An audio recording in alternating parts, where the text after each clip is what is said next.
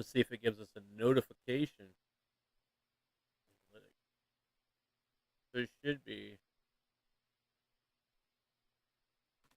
Trader could ever spot. And for the first time ever, it's now available to ordinary trader could ever spot. And for the first time ever, it's now available to ordinary Americans. So whether you're a truck driver or a teacher or a business owner, I mean, this is your chance to take control. And the best part is that Block Trust IRA combines the tax advantages of an IRA with the growth potential of crypto and the risk management of an AI-powered trading platform. This isn't just investing. This is generational wealth protection. That's why I am a very happy client of Block Trust. I love them, and I know you will too, with $200 million in insurance coverage, military-grade security, and access to over 60 cryptocurrencies. Block Trust IRA offers more than just an investment. It offers peace of mind. We're standing at the crossroads of a financial revolution. The question isn't whether you can afford to invest differently, it's whether you can afford not to. Don't just survive retirement, thrive through it. Go to turleytalkscrypto.com right now and book a consultation with their crypto AI experts. Your family's future is waiting, and it's time to take control. Now, New York is truly at a crossroads. According to recent polling, over 25% of New Yorkers, that's potentially nearly a million people, would consider fleeing New York City if Mamdani wins. I mean, this could trigger the largest population exodus in the city's modern history.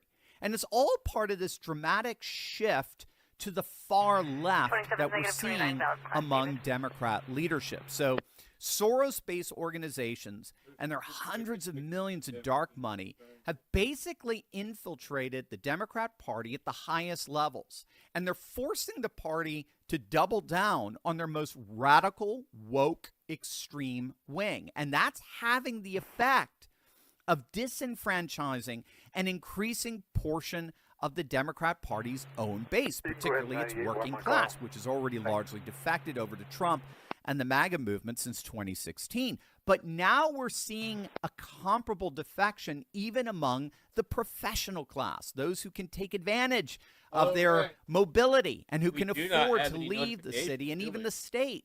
And this is the precise pattern that we've been seeing now for the last 4 to 5 years. We are actually in the midst of the largest population shift in modern American history. And it's all moving in one direction, towards red states and as far away as possible from the Democrat Party. Bottom line, blue states are hemorrhaging residents, all the while red states are absolutely exploding with them. They are flocking to red states. Or increasingly, like we've been seeing with Arizona and North Carolina and Pennsylvania, purple states and turning them red. And what this population shift is doing this guy's is out it's of his actually mind. Arizona contributing to is the Democrats turning becoming blue. more extreme. So they're getting caught in this doom loop here, this dying doom loop. So what we find with dying parties, and that's what's happening to the Democrats. This is a consistent argument that we make on this channel and a number of our videos. They are hemorrhaging voters left and right. They are going through a voter registration crisis. We're in all 30 states that track voter registration trends by party. Not all of them do. They only just show data that you've registered. They don't show the party you belong to. But all states, all 30 that track voter registration by party, in every single one of them, Democrats are losing voters. In every single one of them, the Republicans are gaining voters. So they are literally hemorrhaging voters left and right. It's a dying party. And dying parties have a pattern. When they get into sort of this death throes, they inevitably double down on their most extreme wing, because the most extreme wing is the only one that's giving the party the time of day, right? So they see the dying party and they see more opportunity for them to get into positions of leadership and get access to all this dark money. So the more the party loses membership, the more it relies on its extreme wing. But the more extreme the party gets, the more they double down on the very policies that are causing voters to reject them in the first place. So the farther left the Democrats turn, the more they implement policies that make their states completely unaffordable. 8 of the 10 states with the highest housing costs, 8 of the 10 states with the highest housing costs are solid blue states. Their high taxes, their income taxes, their property taxes, their imploding cities all contribute to a mass exodus of what we like to call refugees. So their policies create miserable conditions. Those miserable conditions drive out families, which then in turn causes the Democrats to lean even more on their more radical base, which implement disastrous policies, which causes refugees to leave, which causes Democrats to lean more on their radical base. And around we go. That's the doom loop they're caught up in. And Soros-funded Mamdani is yet the latest manifestation of this Democrat downward spiral. And that, for me, is absolutely key. That's what we have to keep in mind going into Tuesday. With all of these elections, all in blue states, by the way, all in blue states. And one exception is Pennsylvania, where they're voting on the 3 judges to have them either continue to serve for another 10 years or to vote no against them and have them depose their seats.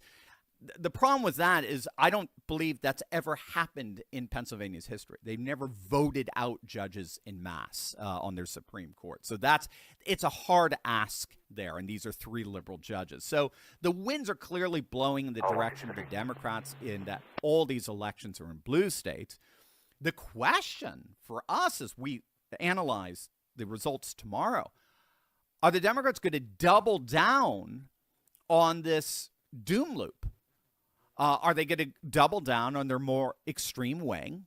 Are they going to Mamdani their party? Or are they, like Jersey appears to be poised to do, are they going to finally reject the Democrat doom loop and turn to the Republicans? Either way, Democrats lose. That's what you got to get. Either way tomorrow, Democrats lose. They either lose the election like it may happen in Jersey, or in effect, they lose the country. They lose the national election, with the national population increasingly and overwhelmingly siding with red state policies and voting with their feet. And so whatever voters in the 5 boroughs decide tomorrow, we can be assured that that decision will echo far beyond New York.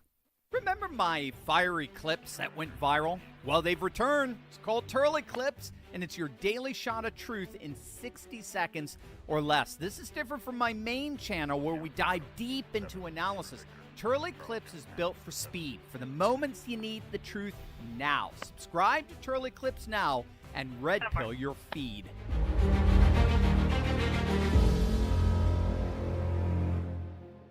What if I told you that the frontrunner to become mayor of America's largest city has just been exposed?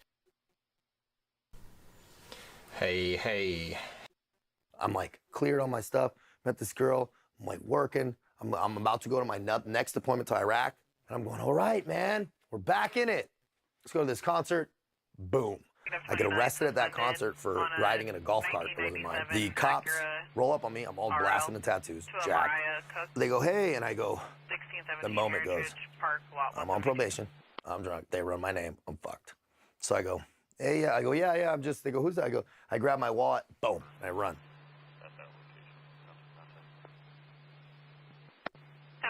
All right.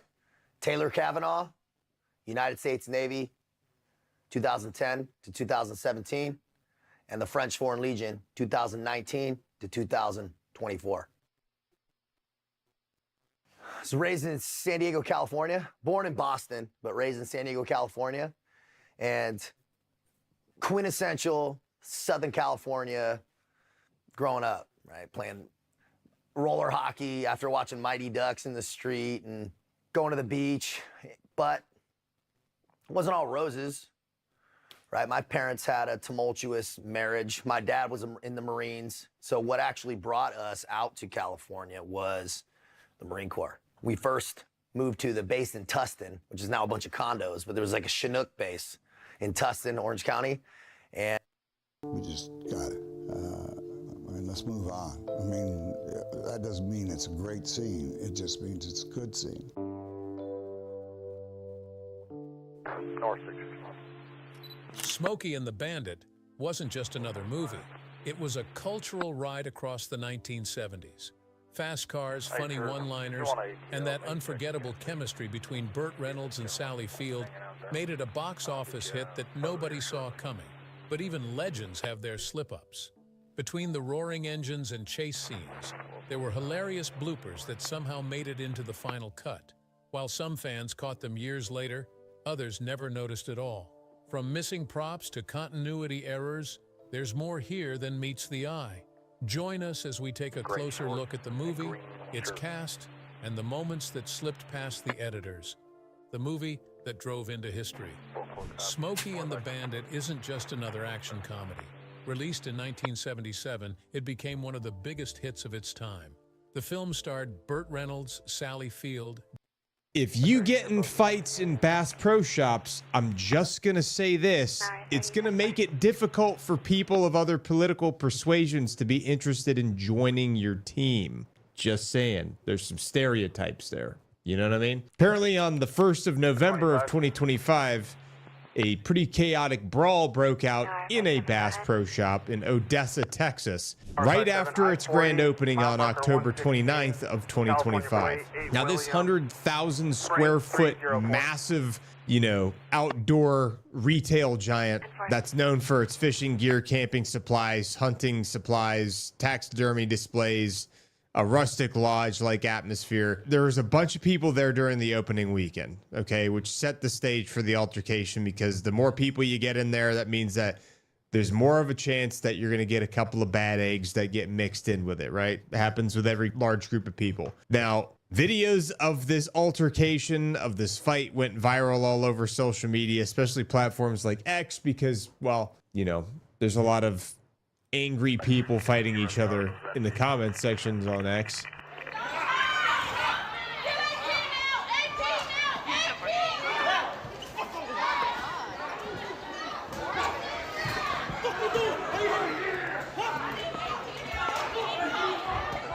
Bottom line is, this is apparently the very first recorded fight in history of Bass Pro Shops to take place inside of the building, which I know that might come as a surprise to some of you, but it's true. Now, there are 106 locations nationwide, and this is the very first one where some people got into an actual fist fight inside of the building. I'm not sure why it took this long for that to happen, but here we are. Now, apparently the incident happened in the afternoon during some of the heavy traffic hours of the business, which is typically a family-friendly location, but it kind of turned it pretty chaotic in less than 2 minutes. Now, based on eyewitness videos, the thing that kind of sparked this thing was an exchange of words that quickly escalated to punches near the store's entrance or central aisle, surrounded by some of the wooden walls and mounted animal heads. There's a man in a cap that shoved another guy who retaliated with a pretty wild haymaker swing. And then a third man in an orange Texas Longhorns t-shirt got involved because he's like, well, guess it's my turn now. And he ended up like spear tackling the guy with the hat to the ground. He delivered multiple punches to the victim, who then tried to execute a leg lock around his neck, which is like a mixed martial arts technique, like a Brazilian jiu-jitsu technique. And then in the background, you can see another pair of men who start grappling near a display case, pulling in a few more bystanders, and there's screaming and there's people scattering. Some people are grabbing their kids to get them out. Other people are pulling out their phones to film this thing. Now, about 30 to 50 seconds in here, we've got about up to 6 to 8 men who are now fully engaged in this melee, with punches flying, people's bodies hitting the floor, people's hats flying off, clothes getting disheveled, and then eventually store employees in the classic green Bass Pro Shop uniforms rush in from all directions, and some people call 911 on the radio, and they form like a human barrier to separate the folks fighting each other. By this point, there's like 20 people watching the fight go on, and some people are cheering, some people are like saying, stop, what are you doing? By 70 seconds in, the staff successfully pulled the main fighters apart, escorting them towards the exits, while the orange man is retained or restrained by 2 employees as the guy with the baseball hat gets up. Now, officials haven't officially confirmed like what caused this, but social media definitely exploded with speculation as per normal. And Odessa is known for apparently being a like rough, you know, town to a bunch of oil workers and things like that, like blue collar guys that just, you know, folks are salt of the earth, blue collar, they work hard jobs. So a lot of people have called this like a very stereotypical thing. I would expect this kind of thing to be turned into a South Park episode, to be quite honest with you, because that's what it makes me think of. Anyway, the bottom line is this thing started because, you know, there's people that were, their egos were clashing, and it started as a verbal altercation and escalated very fast into a physical one. Fortunately, there was no major injuries reported from this thing, and everybody walked out, you know, under their own ability. They didn't have to be escorted out, or they didn't have to be brought out on stretchers. There were some minor cuts and bruises at the most. No ambulance were mentioned in any initial reports for this thing, so nobody had to get medevaced. And apparently nobody even got arrested. Apparently 0 people got arrested. Odessa Police Department were apparently notified and likely reviewed the footage, but as of November 3rd, no charges have even been filed. Some folks that were there praised the employees' quick reaction and said that they did a really good job to de-escalate this situation. Now, fortunately for Odessa, this Bass Pro Shop was anticipated and people were looking forward to this thing opening up there for quite some time. And this hasn't really dissuaded the enthusiasm that people already had for wanting to shop at Bass Pro Shop in their local town. But the fact that this is the very first ever brawl to take place inside of a Bass Pro Shop ever kind of makes some historical significance out of the situation. The fight, which has now been dubbed the Bass Pro Brawl or the Odessa Outpost Melee, has garnered millions of views online across all social media, and it's still the only recorded fight in any Bass Pro Shop out of the 106 stores that they have across the nation in their history. Now, the Odessa Police Department is investigating the situation still, but they've stayed, you know, there haven't been any arrests or any charges been issued since this thing happened. A lot of people speculate that this stemmed from like some football rivalry because there was some like trash talking about the Longhorns, the Texas Longhorns, or something like that, with one person saying Longhorn fans turning Bass Pro into the Cotton Bowl, you know, which is timely since the University of Texas's season is starting to heat up. A lot of people commenting on this thing on X, some of them saying like Odessa turning retail therapy into rage, and then somebody else saying Bass Pro where the fish aren't the only ones getting hooked, and then somebody saying people say white people don't have culture. Oh my god, dude. Anyway, like I said, they made history by having the very first fight in Bass Pro Shop in Odessa, Texas, and hope list and then finding the ones that weren't on the other list, and it was a giant time wasting pain in the ass, which the whole thing is anyway, but that's a whole nother story. So yeah, that's everything I've ever written. 125 people are watching this bullshit. Hey, I should be able to automate this. It's great. So doing the net control thing is, We're doing the net control thing. it's pretty cool. We love this screen. Pretty No cool. more.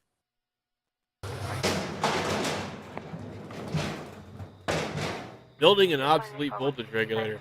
Hey, this might actually be a good video. But I'm not going to watch it. This episode has been heavily censored due to some of the unsettling topics discussed. I know you guys can handle it, but YouTube cannot. If you want it uncensored and ad-free, it's on Patreon. Please hammer that subscribe button below and enjoy the show.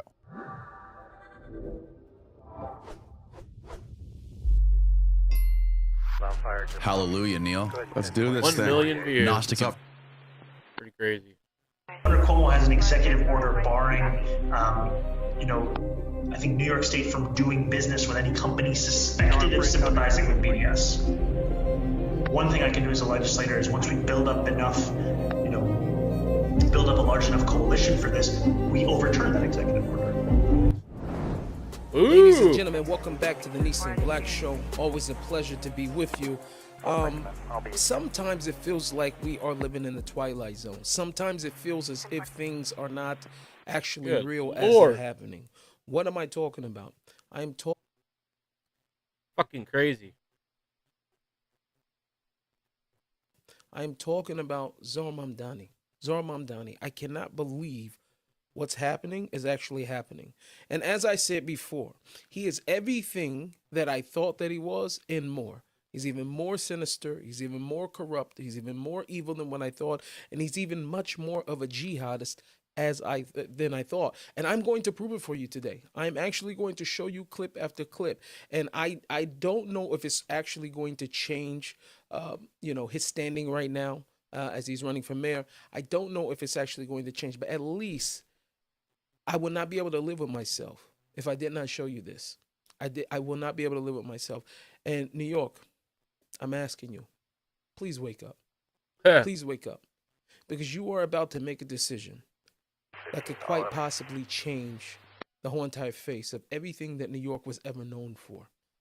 And I'm telling you right now, I'm not a fearmonger guy. Like, I don't even, that's not even something that I would actually like to inject into you. And I want to be hopeful. And I want, and things ultimately will be good because God is the one ruling the world. However, this is already a mistake. It's already a mistake. Zora Mamdani was on a Zoom call before he was elected, or before he started his race as mayor. He said things over there that are very, very revealing. Things that are very revealing of what his agenda was, how he got to where he was. And I'm not going to just tell you about it. I am going to show you for yourself.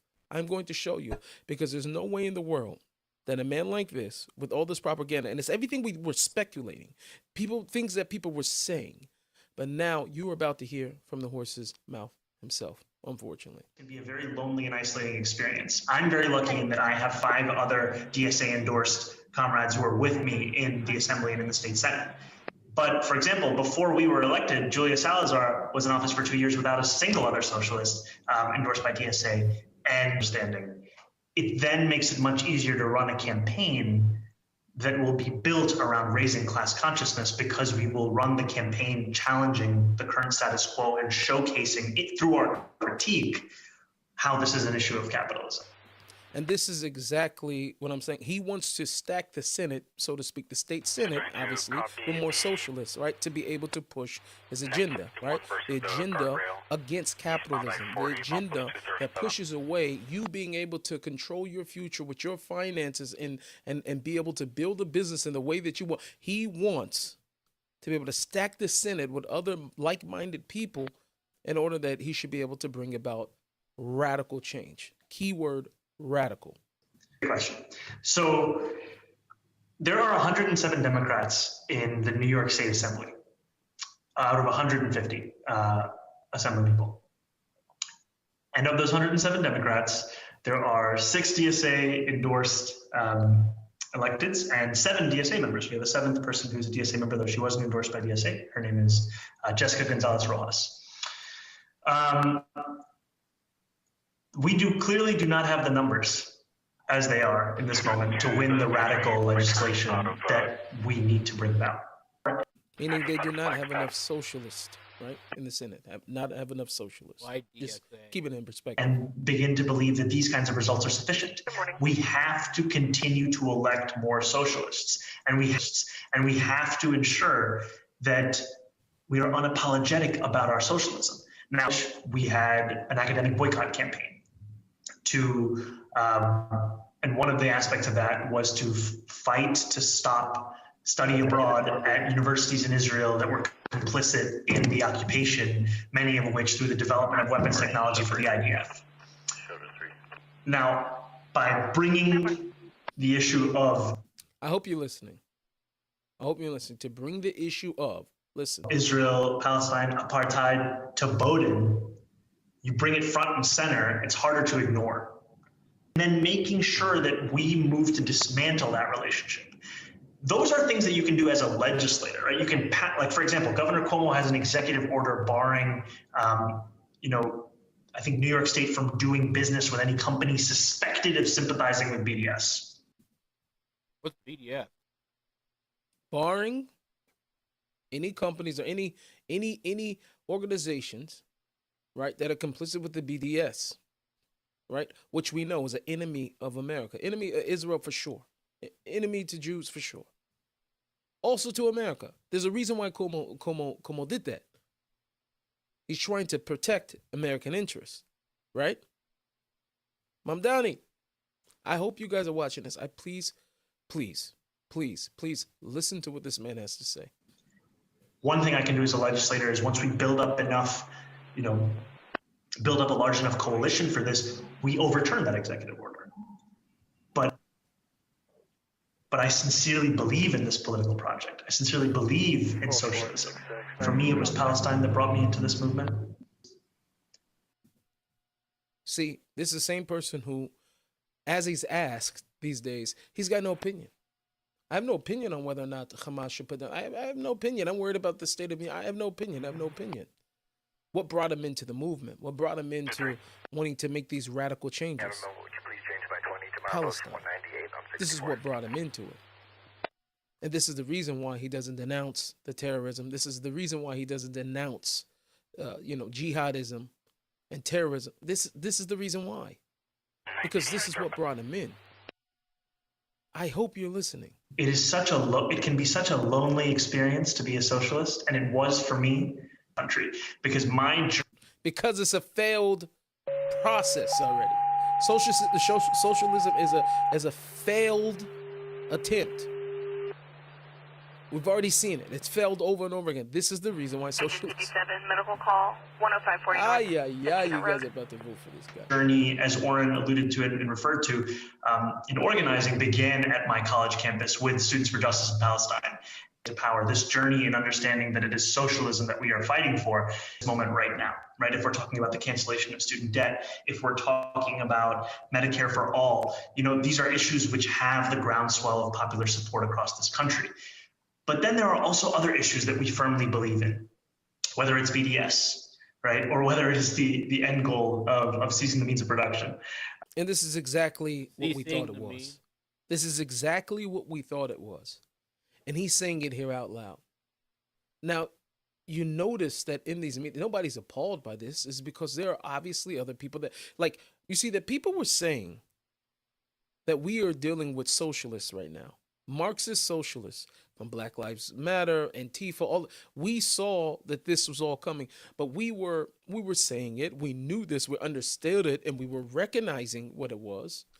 Mamdani runs openly saying that this is what he is. And now we're seeing even more that this has been a plan all along. And there's a bigger plan at play here. The bigger plan is to usurp and to destroy the United States of America. This is what's at play right here.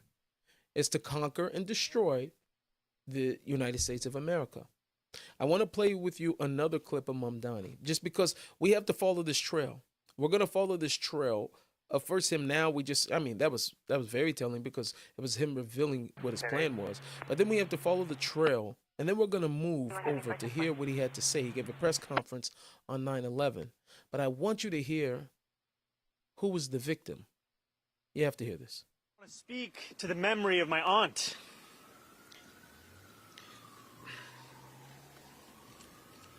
Who stopped taking the subway after September 11th because she did not feel safe in her hijab. Today he has this press conference. I watched a good chunk of it. I didn't hear any words for the victims of 9/11, but he found the real victim, his aunt. The victims of 9/11 were in the Twin Towers. Those were. What would we do without Scott Jennings? What would CNN do without Scott Jennings? I'm so thankful, at least, that they had enough sense to bring on a voice. At least to disagree with all of the nonsense and rhetoric that they are spewing on CNN. Oh, yeah. Is the implication here that he has to answer for the terrorists who attacked 9/11? No, I think if you're going to have a press, That was a dumb question. Also, is there any damage to the That was guardrail? a very, very dumb question. I have to go back because is that what he has to answer for the? No. But who were the victims of 9/11 is what Scott Jennings is getting at. Who were the victims of 9/11? Please, you guys, pay attention to what is going on in front of you. We are being bamboozled, and we have been bamboozled. And many of us have seen it, and many of us have known it. But everything has changed now. Everything has been turned upside down. We are literally living in the time that the Bible says that evil will be called good and good will be called evil. And we are seeing it right now. And people are very confused. They don't know which is which. Attacked 9/11?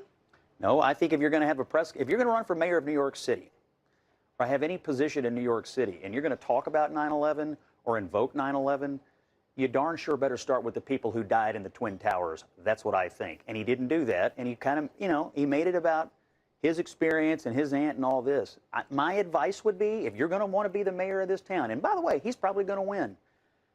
That moment in our history, you cannot lose sight of what happened.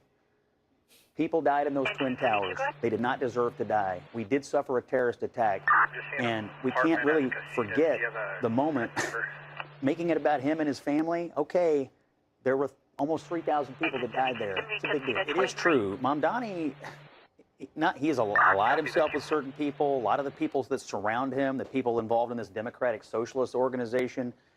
I mean, they have said more than a handful of eyebrow-raising things when it comes to their views of America, their views of Jewish people, and so on and so forth. He knows that. He does align himself with them. He doesn't really distance himself. And it is what it is. You know, people will continue to ignore these things until it hits them in the face. But the problem is, ladies and gentlemen, it's already hitting us in the face. We're already seeing it. There's no way in the world that if you would have said 15 years ago, 20 years ago, I don't care, 5 years ago even, that a socialist, pro BDS, pro jihadist, Muslim person would be running for mayor, and he'd be the leading candidate for the mayor of New York by 2025, nobody would have believed you. This is what I'm saying. It's like we're living on the Twilight Zone. I don't even have to say much because he's already telling on himself. But at the moment that a person's telling on themselves and he's being very, very clear, at least about what his views are, I don't understand what else it is that we're supposed to do. Mamdani then goes from this, and you're going to see hopefully another video for you that will be revealing for you. It was very revealing for me about what it is. And it's not just him. You know, everybody right now is worried about the Jews. Oh, the Jews did. The Jews, the Jews, the Jews, the Jews. Israel, the Jews, the Jews. While ignoring that radical Islam has already almost steamrolled Europe. And they're taking over. They're Dearborn gone. Already gone. Right? And the thing about it, not only Mamdani, they're not even hiding it. They're very open about what their intentions are. But all of you are distracted with all that Qatar money floating around, worried about the Jews. We should be worried about Mamdani. Listen to what he says in the mosque. Alhamdulillah, there are 1 million Muslims in this city. 200,000 of us are registered to vote as Democrats. In the last election, only 7% of us voted. Now, I will not blame anyone because often it feels like there isn't much to vote for.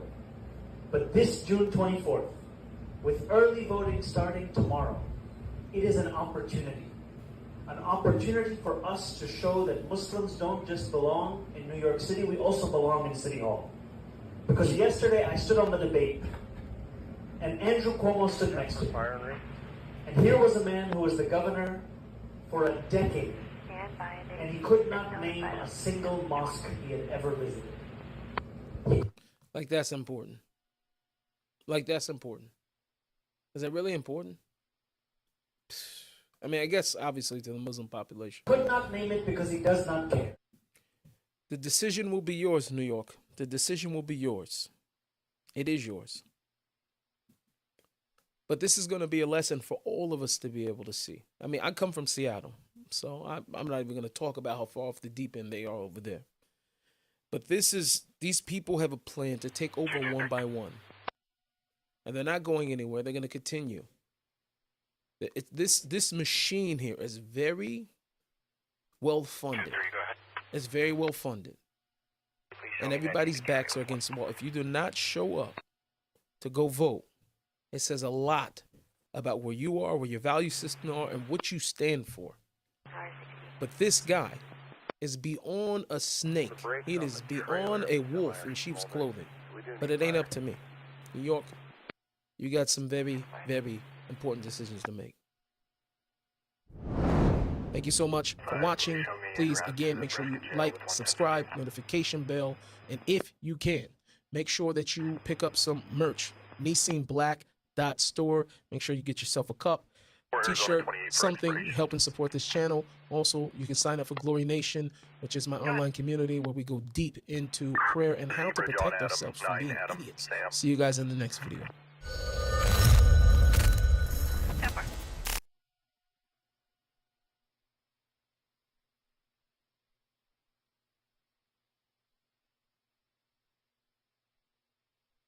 374, it's negative valid on A Saturday night train. Yeah, dozens of ordinary passengers on the way home, away, going to work. It's a weekend, so they're going to meet friends, misses. It's a Halloween weekend, right? You'd think, yeah, that would be okay for them to go outside and have fun and nothing will go on. Then boom, chaos. 21, please? 2 men board the train with knives, and within minutes, 10 people are stabbed. Yeah, 10 people are stabbed. Blood on the seats, panic in the aisles, and fear across Britain, everywhere. And this did not happen in some war-torn country. I'm not telling you a story of Sudan. No, this is Great Britain, England.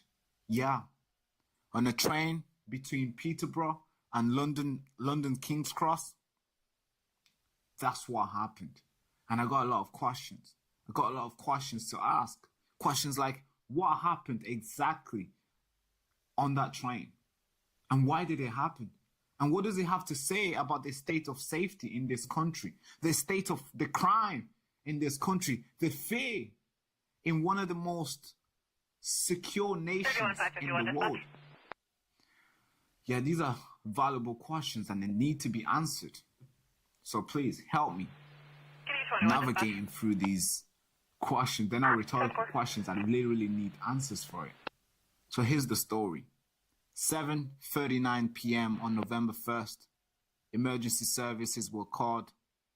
Multiple stabbing across London, bound train. The train had departed from Doncaster and was approaching Huntingdon station when the violence began. Witnesses say 2 men suddenly started attacking passengers with knives. No warning, no words, just chaos. The train made an emergency service at Huntingdon. Within 8 minutes, armed police officers stormed the carriage. 2 men were arrested at the spot, and people were rushed to the hospital. 10 people were stabbed. 9 people were rushed to the hospital with life-threatening injury. 1 railway staff member remained in critical condition. Just think about it. This person probably woke up thinking, yeah, I'm going to work. It's a normal day, I'm going to go out there and give people fines if they don't pay their tickets or whatever she was doing or they do, they were doing. It's a normal day, right? But no, not in Great Britain anymore. This is freaking insane. And all that took 8 minutes. That's how long it took for the police to arrive. But in those 8 minutes, terror ran the length of a train, and the nation's sense of safety derails. Yeah, everybody was praying, everybody was on their knees thinking, what is going on? Where's safety in this country? The British Transport Police led the response with support from the counter-terrorism unit. Although officials have since said that this does not appear to be a terrorist act. One suspect, 32-year-old man from Peterborough, remains in custody, and another man was questioned and released. So they are not treating it as a terrorist organization. They are not treating it as an organized. Negative contact with any tarps. We got to talk about Zohran Mamdani, and if you guys. We got to talk about Zohran Mamdani. And if you guys have been watching my shorts, which hopefully you are and have been, you will have noticed that I've been posting quite a few different shorts talking about Zohran Mamdani, who is poised to be the next mayor of New York City, which is absolutely mind-boggling. Listen, we got to get into some stuff, but before we get into that, I do want to stop and thank you guys for all of the continued love and support, all of the comments that you guys leave, the likes, all of the super thanks, right? The people who send me donations through. This a night early because I feel like crap on it. Hi, welcome to another vintage computer / calculator teardown. Very excited about this one, the FX730P. I had this one on my eBay watch list for a while because, I'm a scientific calculator fanboy. Check it out. Not only does it have all the basic computer stuff, it's actually got a scientific calculator built in. Yes, they all did, but this one has like the dedicated keys. You didn't have to do it through BASIC. So very excited, but I didn't get it from eBay. I got it from this guy. Yes, filmed in front of a live studio audience. You might recognise Scott, the Deaf Bomb. How's it going? If you don't know, he's all the way from New Zealand, even though, yes, he is a POM. Weird combination, but he lives in New Zealand. Yeah. Somewhere. Yeah. Can't help it, Pride. And, yeah, he dropped by the lab to say hi, and he bought this little baby. So, let's take it apart. Say bye. Bye. And we'll link in Scott's channel down below if you haven't seen it. And at the end as well. Fantastic. Thanks, Scott. All right, let's have a look at this baby. Let's... Ooh, switch it on. Look at that. Still works after all these years. 1986 vintage. And I don't think it had a very long life. I think it was pretty much only produced for a year or two, then shut down. The contrast on the screen is really good. But how many... Is that like a... What is it? 24 character or something like that? And can we... Ladies and gentlemen, Senator Tommy Tuberville. Coach Tommy Tuberville is back. Last time we made a video about Tommy Tuberville, you guys absolutely loved his speech. He's got a... With the people who represent the Prophet ﷺ. And they're trying to paint Dearborn.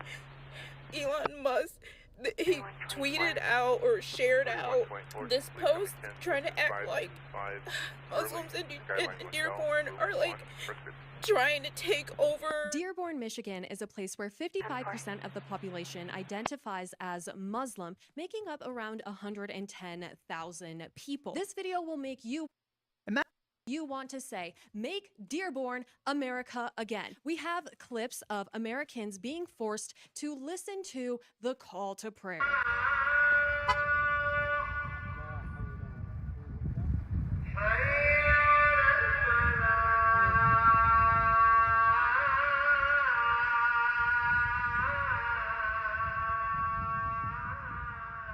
We cannot coexist with the most aggressive and fastest growing religion in the world. And they are doing this Muslims are complicit to this by the sword. They want you to convert or they will get rid of you. Just listen to how the mayor is trying to get rid of Americans in Dearborn. Well, it seems very provocative to have those signs up there. I mean, I also appreciate how he has helped to people to sympathize with, you know, the people of Palestine, people of Lebanon. As you know, I've lived in Lebanon. I also lived in Israel. I've stayed for several weeks in Palestine, and I feel like, but despite that, I feel like having that sign up there, it's almost like having, you know, maybe a street, Hezbollah Street or Hamas Street.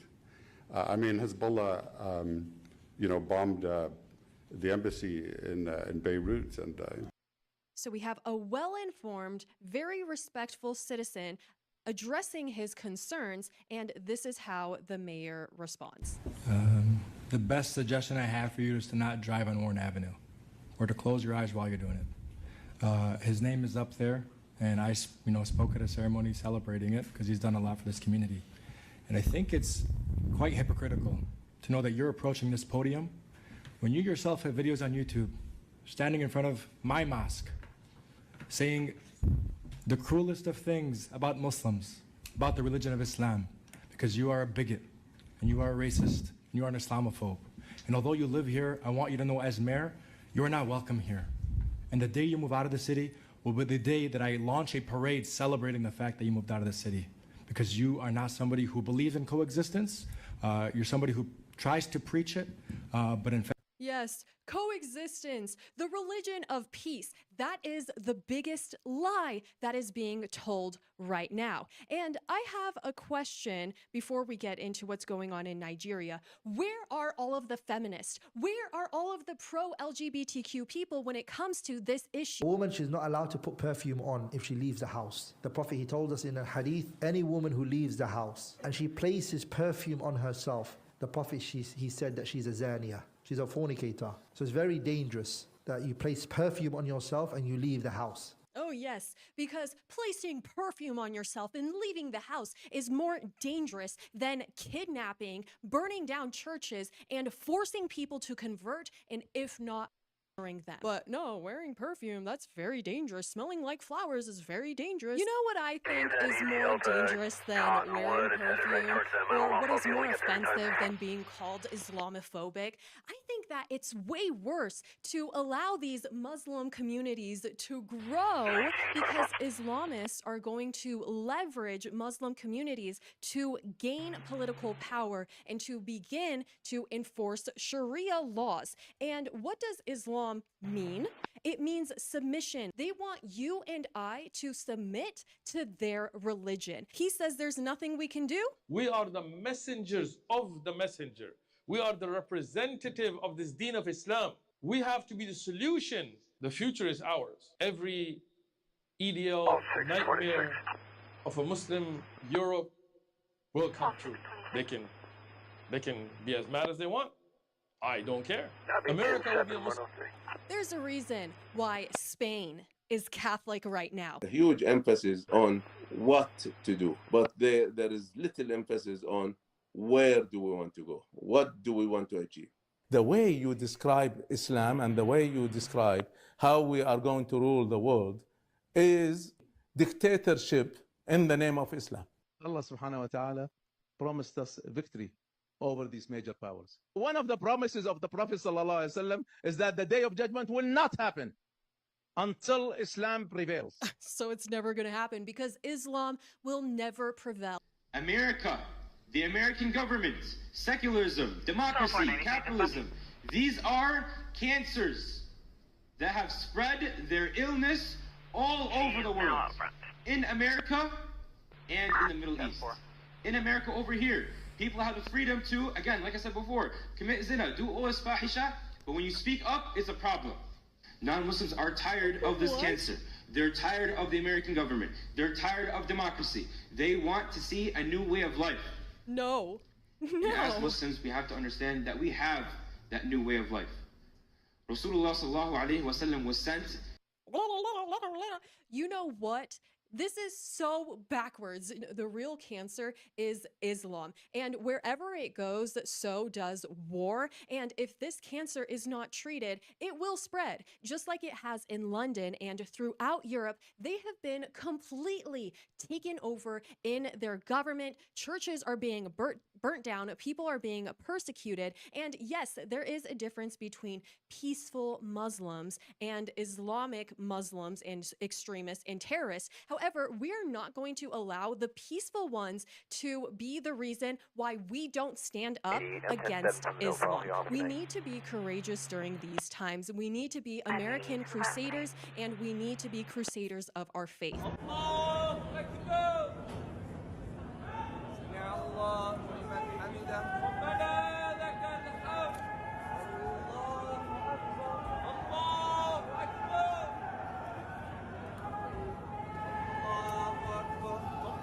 I mean, at what point did freedom of religion mean blocking streets and bothering the public and beginning to impose the same ideas that are leading to genocides throughout the world? So being that Dearborn has been in the news recently, I wanted to get on here and just tell everyone that I was raised 10 minutes from Dearborn. I spent a lot of time in Dearborn, and I know what goes on in Dearborn. So coming from somebody who was raised right outside of Dearborn, spent a lot of time in that city, I will tell you that what you are hearing is absolutely true. Now there's two parts of Dearborn, the east side and the west side. The west side is about 50% Christian, 50% Muslim. The east side is about 90% Muslim, if not more. The east side is where you hear that mayor saying that he's putting that street up named after a tea organization or somebody that was a tea. Yes, that is the east side. On by Warren Avenue. That copy and jail has been advised of him. So, as a woman that grew up 10 minutes from Dearborn and spent the majority of my time in that area. Imagine waking up tomorrow to discover that the borders of your state have been completely redrawn. Not through war, not through federal mandate, but through something far more revolutionary: the consent of the governed. This isn't science fiction. It's happening right now in the state of Oregon. And guess what? More and more legal analysts are saying they have the Constitution on their side. And it's not just Oregon. Forget the redistricting wars. We may be witnessing states redrawing their borders all over. And it promises to make the country a whole lot more red. Voters in Crook County, Oregon have become the latest Oregon county to vote in favor of becoming what's called Greater Idaho. So far, 13 eastern Oregon counties have passed a measure in support of moving the state line, including Malheur and Baker counties. The goal is to get 14 counties and 3 partial counties to sign on to this. Last year, the Idaho legislature passed its own measure to begin talks with Oregon lawmakers about the idea. However, it would take approval of both state legislatures and also Congress to make moving the state line a reality. Welcome to the Greater Idaho movement. And unlike the countless political movements that fizzle out after a few news cycles, this one shows no signs of stopping. We've talked about it numerous times on this channel in the past, and it does have legitimate constitutional pathways to success. 13 counties and counting in eastern Oregon have voted to secede from Antifa-ridden Portland, and with the hopes of joining their neighboring red state, Idaho. All 13 counties have passed legally binding measures requiring their local officials to begin the secession process. Now, that number should be 15. There are 2 holdout counties that are being blocked by these feckless county clerks who refuse to allow signature gathering, which, of course, is a stunning abuse of the democratic process and the consent of the governed. But it's only a matter of time. You can only stave off the inevitable for so long. The writing is on the wall, and it is crystal clear. Eastern Oregon wants out. Now, the data tells a story of profound political alienation. Take a look at this map. So this is from their last gubernatorial election. This is back in 2022. Now, if I were to ask you, who do you think won this election? The red team or the blue team? Right? Who do you think won? Well, it seems rather obvious, doesn't it? The map is virtually all red. But it doesn't matter. The Democrat, the blue team, won by nearly 4 points. The Democrat won despite having lost 29 of Oregon's 36 counties.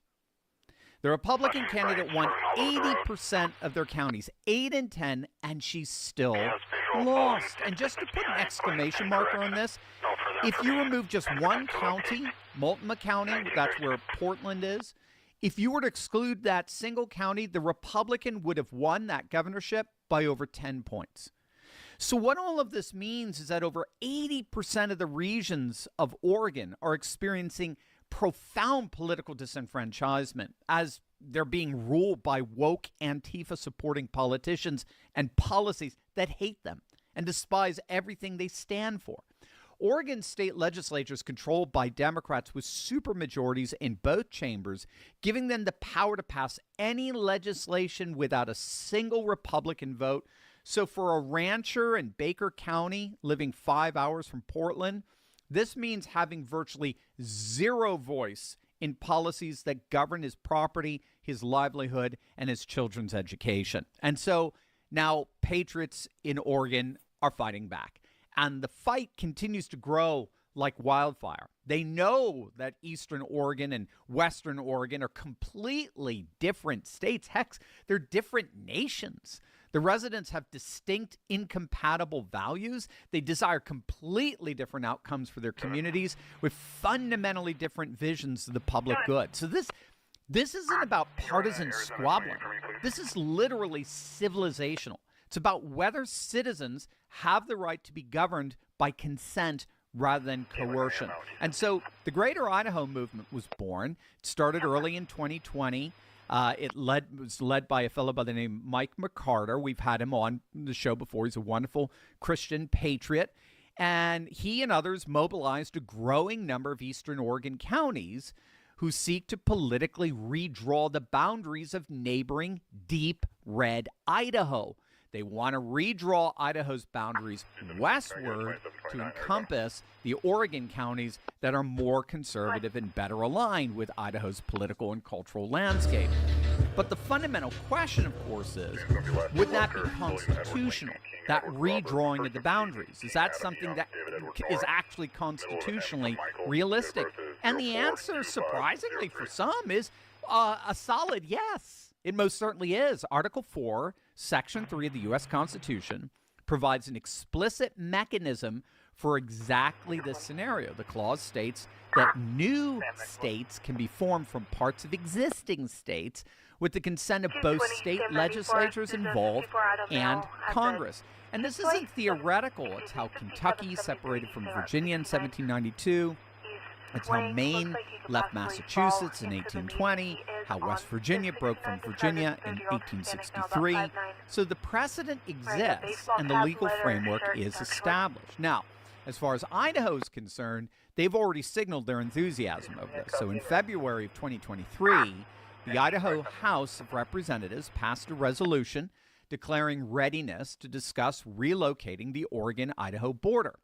The buy-in from one side was secured. But what about Oregon? What are Antifa-loving legislators in Salem saying about this? Well, that may be the most surprising development of them all. When I first read The Abolition of Man by C.S. Lewis, it changed literally everything for me. It helped me understand how we got here to this confusing moment in our culture and where we're headed. Lewis saw that when truth is no longer taught, people stop knowing why life matters. But the good news, he also showed how we can indeed recover it. I'm walking through this incredible book with our Courageous Patriot community in a 7-week live book series. And I'd love for you to experience the first session and get the book completely free. Go to turley.pub/Abolition of Man and join me for this special preview. You'll see, truth isn't lost. It's just waiting to be rediscovered. Lawmakers have indeed introduced a bill in the Oregon legislature that argues that Oregon may actually benefit from letting these counties go.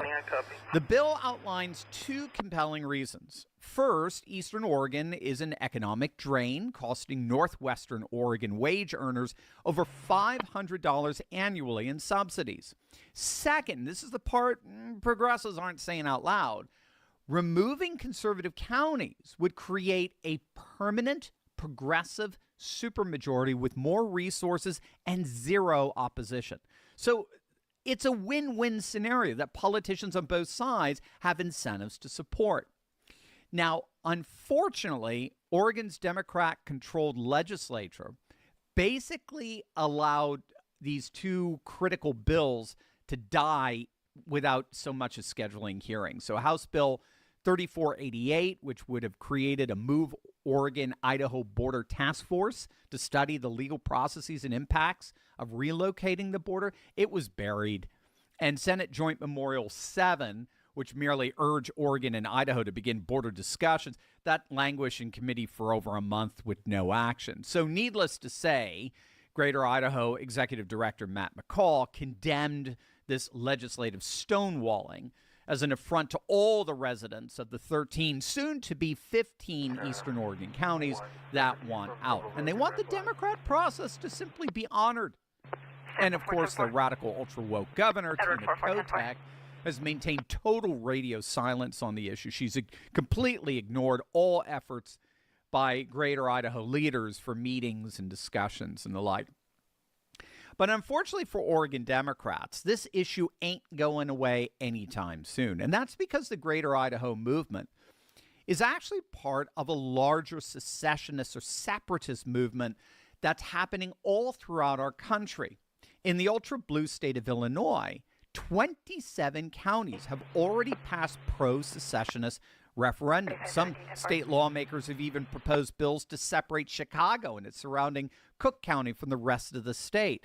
There are a number of Maryland counties that want to join up with deep red West Virginia. In California, San Bernardino County has recently voted to study the process and prospects involved in seceding from their increasingly failed state. And what's so interesting here, and we've talked about this before with regard to Alberta secessionism and Saskatchewan and so forth, and Canada, what we have to understand is that independence referendums are incredibly popular. Historically, they draw the biggest voter turnouts of all elections. People who are not normally interested in voting come out in droves for an independence referendum. And more times than not, they vote for it. They vote to separate. And again, I think that's exactly what we've been seeing in Oregon and Illinois, and I'm sure in a number of other states whose rural populations have had it with their woke, left-wing, progressive urban centers. Can you imagine what's going to happen in New York after Mamdani wins in their city? They're embracing the wisdom of our founding fathers who gave us a constitutional mechanism for redrawing boundaries in such a way that's far more conducive to the traditional values of rural areas. And so as it turns out, the Greater Idaho Movement really does embody this founding ethos as well as this broader secessionist sentiment that more and more states are embracing. The real question facing America isn't whether state borders should be redrawn. It's whether we still believe what we say about consent, representation, and the right to self-governance. If Eastern Oregon secedes, and the constitutional, political, and economic case suggests it most certainly may, and the boundary of Idaho is redrawn, this could be the first of many peaceful border adjustments in 21st century America. The map is changing, and it promises to get a whole lot redder.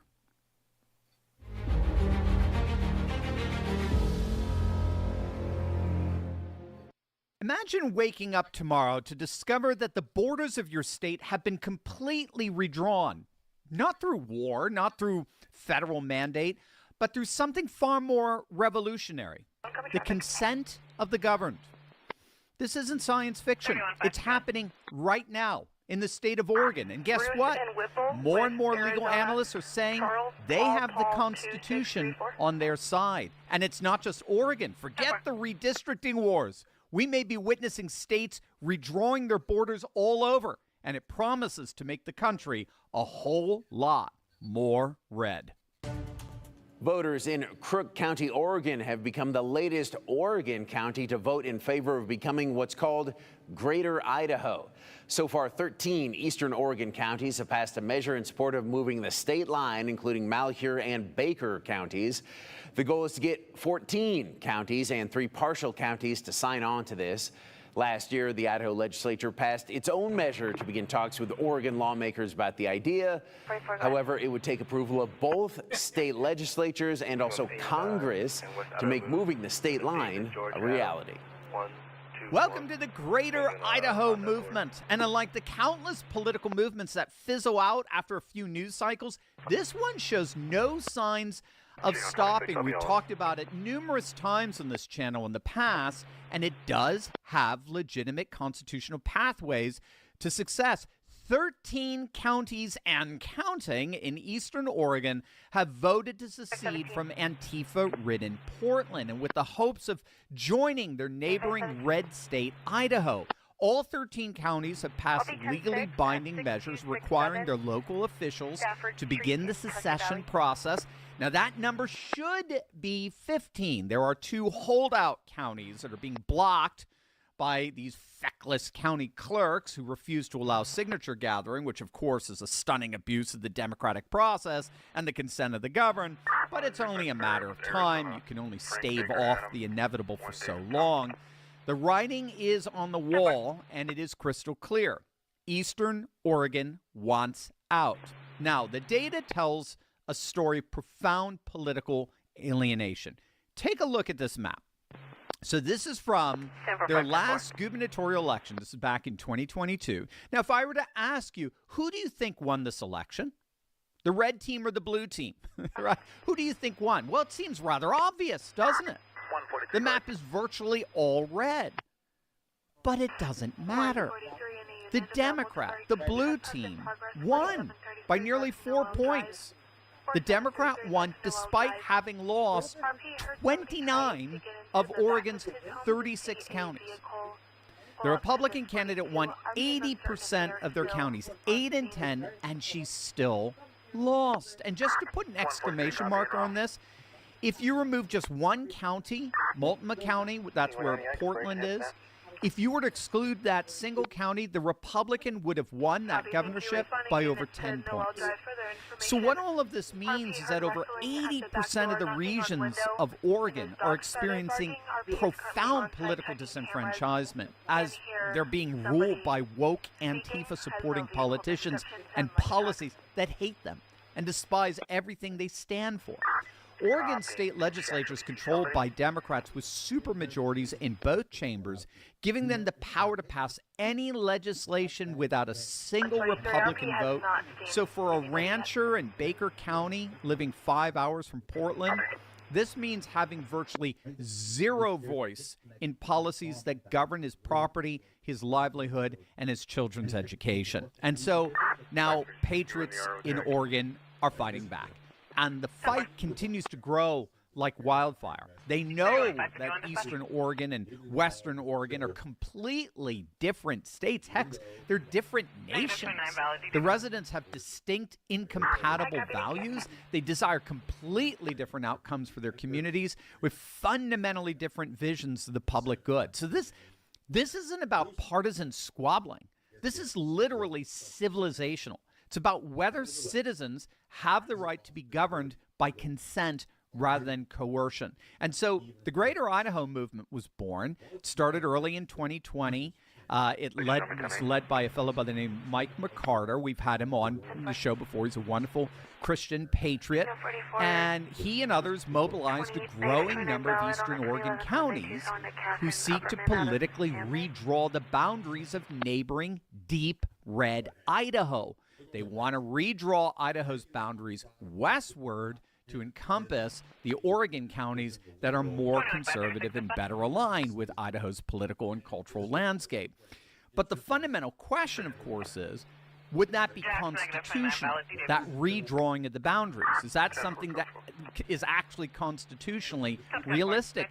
And the answer, surprisingly for some, is a solid yes. It most certainly is. Article 4, Section 3 of the U.S. Constitution provides an explicit mechanism for exactly this scenario. The clause states that new states can be formed from parts of existing states with the consent of both state legislatures involved and Congress. And this isn't theoretical. It's how Kentucky separated from Virginia in 1792. It's how Maine left Massachusetts in 1820, how West Virginia broke from Virginia in 1863. So the precedent exists and the legal framework is established. Now, as far as Idaho is concerned, they've already signaled their enthusiasm over this. So in February of 2023, the Idaho House of Representatives passed a resolution declaring readiness to discuss relocating the Oregon-Idaho border. The buy-in from one side was secured. But what about Oregon? What are Antifa-loving legislators in Salem saying about this? Well, that may be the most surprising development of them all. When I first read The Abolition of Man by C.S. Lewis, it changed literally everything for me. It helped me understand how we got here to this confusing moment in our culture and where we're headed.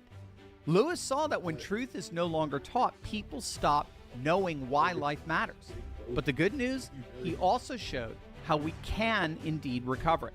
I'm walking through this incredible book with our Courageous Patriot community in a 7-week live book series. And I'd love for you to experience the first session and get the book completely free. Go to turley.pub/Abolition of Man and join me for this special preview. You'll see, truth isn't lost. It's just waiting to be rediscovered. Lawmakers have indeed introduced a bill in the Oregon legislature that argues that Oregon may actually benefit from letting these counties go. The bill outlines two compelling reasons. First, Eastern Oregon is an economic drain, costing Northwestern Oregon wage earners over $500 annually in subsidies. Second, this is the part progressives aren't saying out loud, removing conservative counties would create a permanent progressive supermajority with more resources and zero opposition. So it's a win-win scenario that politicians on both sides have incentives to support. Now, unfortunately, Oregon's Democrat-controlled legislature basically allowed these two critical bills to die without so much as scheduling hearings. So House Bill 3488, which would have created a Move Oregon-Idaho border task force to study the legal processes and impacts of relocating the border, it was buried. And Senate Joint Memorial 7, which merely urged Oregon and Idaho to begin border discussions, that languished in committee for over a month with no action. So needless to say, Greater Idaho Executive Director Matt McCall condemned this legislative stonewalling as an affront to all the residents of the 13, soon to be 15 Eastern Oregon counties that want out. And they want the Democrat process to simply be honored. And of course, their radical ultra-woke governor, Tina Kotek, has maintained total radio silence on the issue. She's completely ignored all efforts by Greater Idaho leaders for meetings and discussions and the like. But unfortunately for Oregon Democrats, this issue ain't going away anytime soon. And that's because the Greater Idaho movement is actually part of a larger secessionist or separatist movement that's happening all throughout our country. In the ultra-blue state of Illinois, 27 counties have already passed pro-secessionist referendums. Some state lawmakers have even proposed bills to separate Chicago and its surrounding Cook County from the rest of the state. There are a number of Maryland counties that want to join up with deep red West Virginia. In California, San Bernardino County has recently voted to study the process and prospects involved in seceding from their increasingly failed state. And what's so interesting here, and we've talked about this before with regard to Alberta secessionism and Saskatchewan and so forth, and Canada, what we have to understand is that independence referendums are incredibly popular. Historically, they draw the biggest voter turnouts of all elections. People who are not normally interested in voting come out in droves for an independence referendum. And more times than not, they vote for it. They vote to separate. And again, I think that's exactly what we've been seeing in Oregon and Illinois, and I'm sure in a number of other states, whose rural populations have had it with their woke, left-wing, progressive urban centers. Can you imagine what's going to happen in New York after Mamdani wins in their city? They're embracing the wisdom of our founding fathers, who gave us a constitutional mechanism for redrawing boundaries in such a way that's far more conducive to the traditional values of rural areas. And so as it turns out, the Greater Idaho movement really does embody this founding ethos as well as this broader secessionist sentiment that more and more states are embracing. The real question facing America isn't whether state borders should be redrawn. It's whether we still believe what we say about consent